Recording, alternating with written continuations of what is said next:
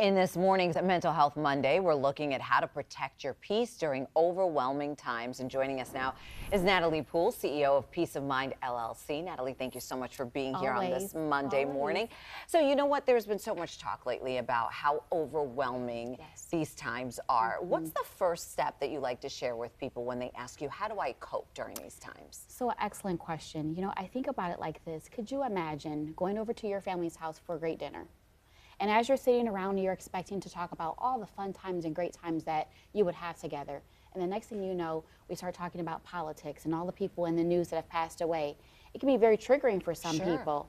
And so I kind of call this season the season of separation. Okay. So not necessarily the season of isolation, just of separation. So the first way to kind of learn how to cope is knowing when to remove yourself from a situation that may be a bit overwhelming for you. Doesn't have to be rude. You may not even have to share with a person why you're removing yourself. But if you find that they continue to talk about things that really bother you and make you feel stressed, you may say, you know what, I really appreciate you talking about that, but right now that may be a bit much for me to handle. So basically, give me an example. Like when you does that also like include bowing out of invitations kind of gracefully and saying, I mean, do you make up an excuse? Are you straightforward? I think it's always important to be straightforward and honest.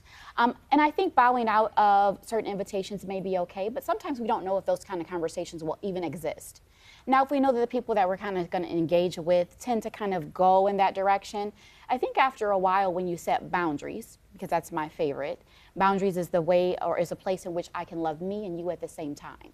And we know oftentimes we get into situations where we become people pleasers. So we do things for other people, and in the end we look in the mirror and we're so upset with who we are or what we've done or what we haven't done to set boundaries, and so we're finding ourselves very uneasy. So I would say bowing out if we feel that that's necessary, or if we do go and those conversations do exist, just removing ourselves from that specific conversation and maybe moving over to another. Or we can also change the conversation to something positive versus focusing on something negative. I mean, you mentioned setting boundaries. Setting boundaries is at the core of so much of this. How do you go about setting boundaries if maybe folks aren't used to, right? You aren't used to someone. Like if you're, let's say, you know, people have known you all along as, okay, maybe you are a people pleaser or you just, you know, nice, so to speak, right? How do you go about changing that and not set everybody off in the process? So I think one of the biggest ways to do that is to simply be very honest and say, you know what, those things never used to bother me in the past. But now as I'm aging or now as I'm moving through this season in my life, I'm finding that those type of conversations are not healthy for me. And I'm fine with you participating in that, but right now it's just not good for me.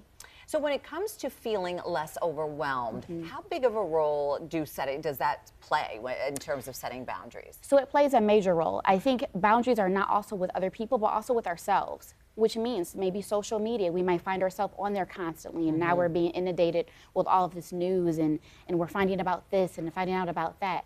It's okay for us to say, you know what? One time a day I'm going to check social media or I'm going to check the news to see what's going on so I'm staying relevant and current. But other than that, the boundary that I set with myself is to remove myself from that.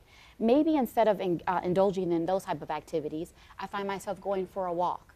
I may find myself also associating with people who are very positive, who are like-minded in that boundary setting. So we're finding ourselves enjoying things in life versus finding ourselves overwhelmed with, oh my goodness, how do I balance this? How do I tell them that I don't want to participate in this conversation? And kind of replacing some of those old activities with new ones that might be a little bit more fulfilling. Absolutely. That makes perfect sense. All right, Natalie, thank you so much for joining us today. We appreciate it. Much more to come right after a break.